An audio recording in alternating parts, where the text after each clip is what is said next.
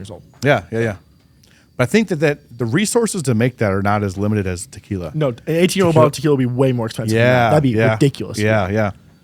So so your consulting job, event sales help. We got a pretty good idea what that. So that's actually really cool. I probably want to talk to you, off air about some things you could probably help me with.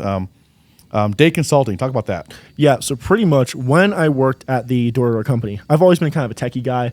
Middle school did like tech competitions. I was a nerd. Played Oregon Trail as a kid. No. Never played Oregon. These kids these days, man, they miss out on Oregon Trail. Fuck, dude, that's a badass game. No. You buy 99 boxes of bullets. You fucking die of dysentery. It's a badass game, bro. Check it out. It's a T-shirt too. You've died of dysentery. I've heard of it before. I never played it. Dude, it's cool. Okay, let's go back to that. It's cool when in the 90s there were not computers. Yeah. All of a sudden there's computers. Oh, there's games on them. Yeah. So that would actually encourage me to finish my homework faster, to get 15 minutes on Oregon. That's the only way you can play. And you would get the free time in your classroom would be like, hey, if you finish your homework, you could knock that out and you go fuck off on the computer for a little while. That was my encouragement. Otherwise, I thought school was boring as fuck. Me too. But I would like look for rewards like that. Like, okay, cool. So anyhow, tech kid, go on. Yep, tech kid. I played a dumb amount of video games through school. What's up, guys? I'm sure you're enjoying the podcast. It's fucking awesome. I know. Okay. But let's talk about one of my sponsors, Alpine Moving Company. So we all know that moving sucks. Okay. Stop asking your buddies to fucking move you. It's always a problem. We know that. Be an adult. So use Alpine Moving Company. They know how to get the shit done. They offer residential and commercial moving. Also, they will move you anywhere within North America, anywhere in the lower 48, Canada, Mexico. And they're going to hook you up with 10% off. So discount code MOVE24. Make the right move. Like they're up in the early ages of college and the high school. That's so. What kind of games? What kind of years are we talking about? What kind of what? What years are we talking, and what kind of games? So through like Madden? No, it was more like fuck you up, Madden. Like Rocket The cool thing League. about Madden's been around forever. The graphics have gotten better. That's it. The game's the same. It's the same thing. Yeah, it's always the same thing. Yeah, it's Madden. It's Madden. No, but pretty much just like played some Call of Duty, like Battlefield stuff like that, and then I got into Rust, Rocket League. RuneScape was a classic one. That's a little older. Okay. Just kind of like I played. Ace over nod like hell yeah. I touched everything. I mean, it was through high school and up in the early college years, and I just like nothing but play games. Even when I was DJing, I was like playing games all the time. Okay. I put like a year of my life on a computer. If you do the math. Okay. It's crazy. Like a whole year of my life was spent in front of a screen. I had a year of Spotify one year. Like fucking 40 hours a week of Spotify with some weird. I had some weird like hours of like, God damn, that's crazy. Well, I would drive to work 2 or 3 hours a day. It'd play all day at work. Go to the gym. Yeah. So it was like of a 24-hour day, Spotify was running for 18 out of those hours. It was wild. And I'll never be that high again because I don't do that kind of work anymore. Yeah. But like Spotify was on all the fucking time. So I could see what you're talking about with the computer. So it makes sense to me like mathematically. Oh, fuck. Same shit. You know what's crazy? I think it helped me. Okay. Actually, because I played a lot of like team games, a lot of communication stuff, and I work in teams, and I'm so comfortable being. I'm very commonly the leader of the group. Okay. I think it's just my personality, who I am. I like taking charge. Yep. Love organizing things. I think that came from video games. Okay. I didn't learn it anywhere else, but I was always like the team captain in video games. So the old adage like, oh, you play those fucking video games, it's going to rot your brain. I don't think I'd be where I am without it. No, exactly. And that's cool to talk about because, man, there's so many kids that are, school is not for them. Wasn't for me. But it doesn't mean you can't learn, doesn't mean you can't be successful. No. And it's like school is, I think it's a complete fucking scam the way it's laid out right now. Oh, dude, it is designed to make you an employee and a slave to the corporate world for the rest of your life. It is It's stupid. a W-2 farm system. It is. It's stupid. Like that's what I talked to my dad when I was dropping out of school, and he fully supported. He knew what was going on. Yeah. My dad, he taught me so much too. I owe him so much. There's not a single job I can think of, and I challenge anybody to tell me differently, that you couldn't learn on the job better than going to college. No, like you need a degree I'm for the going to go stupidest things. all the way to fucking brain surgeon. Okay. Now, is there some apprenticeship? Like even as a lineman, we had book work to do. Okay. I'm not going to say book work's not important because there's some book work that is relevant to the situation. It's very important. However, if you can tell me a college degree in medicine is more important than on the job training as a brain surgeon, you're fucking high. So I want the guy standing next to me. Yeah, liberal arts. Yeah, fucking. There's so many fucking dumb degrees out there. But think about it, like, man, think of the best way to learn how to do brain surgery is stand next to the surgeon doing brain surgery. That's always gonna be the best. Watch him, yeah, always, and fucking learn and watch him fuck up. Hey man, maybe you work for a bad brain surgeon. Maybe you learn what not to do. I work for bad foreman as a lineman. I learned what not to do. Yeah. You learn equally from a shithole person doing their craft as you do the guy doing the best way. So like on the job training for anything in the fucking world is, I challenge, I'll fight anybody. You're fucking wrong. Oh yeah. College is garbage. If you're an athlete, I recommend it. Go for it. Yeah. Get your full ride, get your, whatever, right? There's reasons for it. It won't hurt you essentially. But like if you want to go be an entrepreneur or anything, any task, it's not college, dude. So I fucking hate college. I mean, it's like what we talked about last episode, if Dave Ramsey did what was that? What did I say? I said something funny the last episode. Dave Ramsey talked about something and I'd hate it. Just said holidays. Was it this episode? Yeah, this episode. We talked about this one. So there we go. So so if Dave Ramsey supported college, I'd fucking hate him both. It'd be like a double whammy. I mean, God, like my best. If Dave Ramsey supported going to college on holidays, I'd fucking be the perfect fucking the trifecta of me hating him. Oh my gosh! Like my biggest thing is like when you're 18, go start a landscaping company to learn how business works. Everyone can do it. You can find clients. Just do something like wash cars. Like my son's doing that already. He shovels driveways and he wants to do cutting grass next year. Learn how to sell to people. Learn how to run a business. It's just you're gonna learn more than that in 3 months than you will in college for 4 years. And now we need people to flip the burger still. Let's not fucking tell we everyone. do, and people still will. There always will be people. Yeah, yeah. I dig it. So.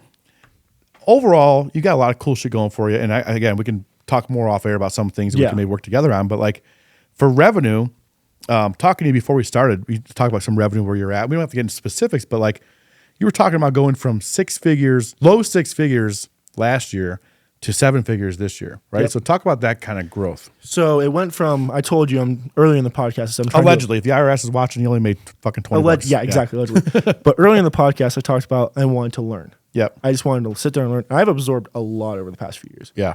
This is the year of implementation for me. Okay. This is the year I hit the ground. So the gym obviously through the last year was a huge development. Yep. I won't make a ton of money off that gym this year. Right. It's obviously we are in the hole with loans and stuff, whatever. But it'll still make profit. It's a great. I learned so much through it. Still, would 100% and what's the education worth? Right. It's invaluable. Yeah. It's invaluable. Yep. Yeah. But the biggest things now are I've learned so much in business where I have full confidence in myself to scale. I can scale anyone. I think. Okay. I think I can sit down with any person and be like, hey, let's implement this, and scale you. As well as I've surrounded myself with some great people. Sure. So going from 6 figures to 7 figures, like, is that from people you surround yourself around, or is like all of a sudden, hey, like I've been kind of collecting data. It's a little bit of both. And now I'm gonna fucking smash it. So for example, Event Sales Hub, right? Yeah. I will, if everything goes well, I can make between $300,000 to $700,000 this year. Okay. Just everything permitting. Allegedly. Yeah. IRS, he makes like $45, dude. That's it. Allegedly, we'll say. Can't even afford ramen noodles. Bleep the number, but you can hear it. Yeah. And then through Day Consulting, that is expanding to something else. I'm partnering with Rain, the designer from Revolution Athletics. He can build websites. He's great with social media reels. And then one other guy who does ads. And I'm trying to create a whole, just pretty much marketing agency where I'm the face, I'm the business, because they're both in the Netherlands, these guys. But they're geniuses. They know their craft. They're great at it. They just don't know how to market it or sell it. That's where I come in. I can do that. So I'm working with them to try to create that business. And I think I can make a couple $100,000 off that. The business at least. I don't know how much I'll take home off that. And then gym. And then there's one. So you know Luis. Yes. Trainer. Yep. Or owns Revolution Training. Working with him, we're kind of, I think, cycling out of him owning Revolution Training to his own consulting thing. Okay. That dude knows training like none other. Yeah. So he's very smart in the craft. He just doesn't know the business side of things. Sure. So me and him are going to kind of scale something where he's going to train trainers on how to make, 6 figures, which he did before. So that's another thing we're working on too. So this year I'm kind of wide broadening my aim. I'm going to start a bunch of things, see how they go. And then next year I'm going to pick 2 and just refine those.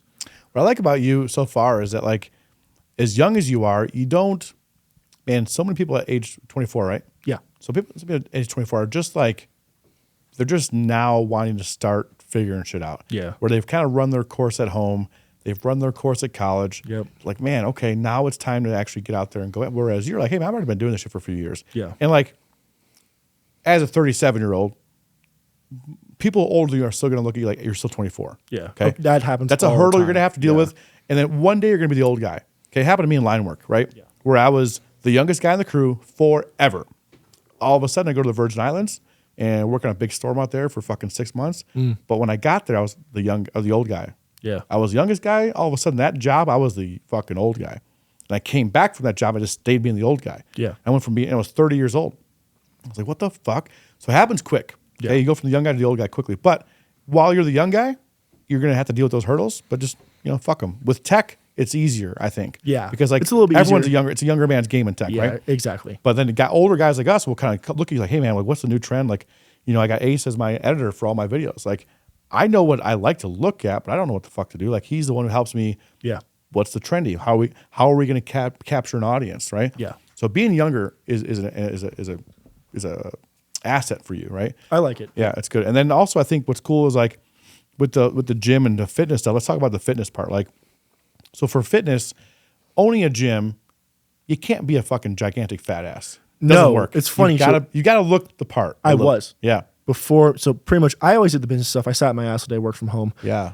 Was very lazy static in my lifestyle. diet. Yeah. Yeah. I mean, I was still learning a lot. I just didn't really take care of myself. I was kind of in a weird, like, depression bullshit phase. Okay.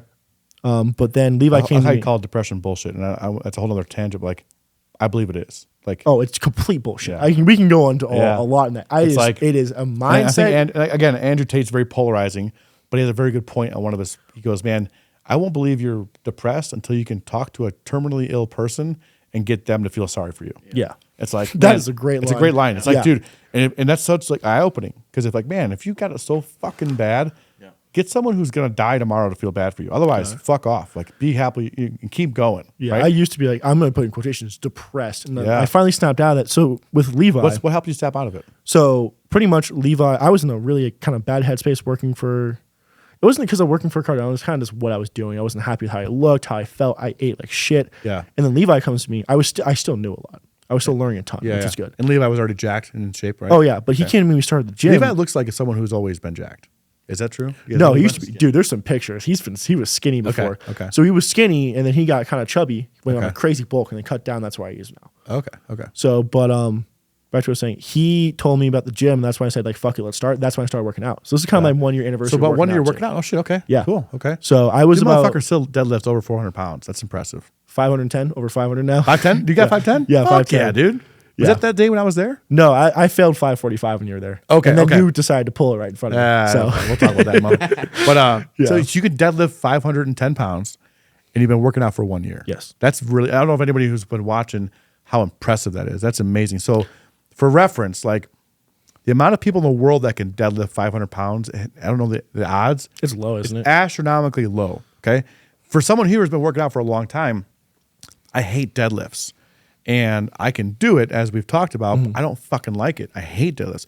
But to get to that weight in 1 year, you have to do it a lot and like it a lot. So that's very. I love deadlifting. I do it all the time. To this day, Yeah. I hate deadlifting. So Yeah. we'll talk about that story in a moment. But so you're 1 year of working out. That's really impressive. That's I what highlight. believe working out is super important to success.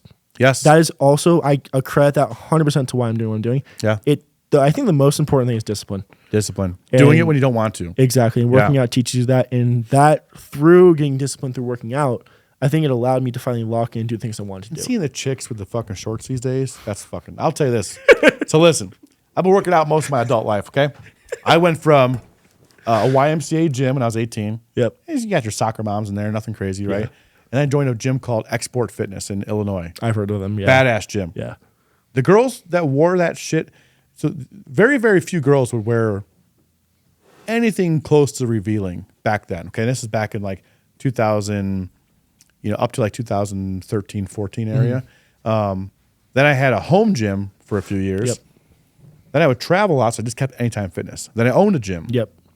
I didn't go back to a big gym until Choose Fitness maybe less than a year ago. Yeah. And in that time of being away from a big gym, girls became fucking prostitutes at the gym. And I'm like, so holy true. shit. so Because like I've been working out for a long time. So I've seen what the baddies would wear, right? Yeah, yeah. Now they're fucking, it's like porn. Like, holy Dude, Christ, man. it's- So it's a lot of fun. There's So like I'm saying. girls, when we worked out at Crunch, there's girls who had their shorts like halfway up their ass. Yes. And- And the manufacturers of these workout gears are like, they're highlighting these things on purpose. It's wild. It's just So- a bunch of dudes who are having a great Yeah, time. I know That's shit. what Like, it is. let's see if they're going to wear this. Holy fuck, they bought it. They're doing it. Like, God damn, what's next? And it's like, Oh my so gosh. it's wild what the girls wear. I'm thankful for it. It's nice, but anyway, I don't know where we're even going with that, but like, Dude, we've been going to some topics in this fun shit. podcast. Let's talk about the They're clips. deadlift story, man. So like, Oh God, yeah, pretty much. deadlift. So I want to tell Go ahead, you tell how your I way. interpret it. Yeah. But I also want to hear it from your perspective because it's obviously every story has different perspective, and, Yeah. I appreciate that. So like Yeah. for me, it was When I met you guys, I was on the Revolution Gyms podcast with Luis and Levi. Yeah. Yep, did that one. That's how I met Ace. And then I went on Ace's podcast, and I'd always see you posting, is it your page or the gym's page, posting a bunch of dudes, getting together and deadlifting. Yeah. And in your gym that's not open yet, allegedly. Allegedly, yes. They're in the gym allegedly. And they're fucking around having a good time. And I was like, man, this is kind of fun, man. And I saw some guys pulling some serious weight, and I'm like, this is cool. And I hate deadlifting, but man, I like I know it's important to deadlift, and I think it's fun to deadlift. I just don't like doing it.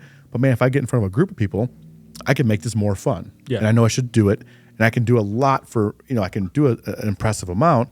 Let's go make some fun with this, right? Because I fucking hate doing it. But if I can make a shitty situation more fun, I'll do more of it. So I'm like, fuck it, man.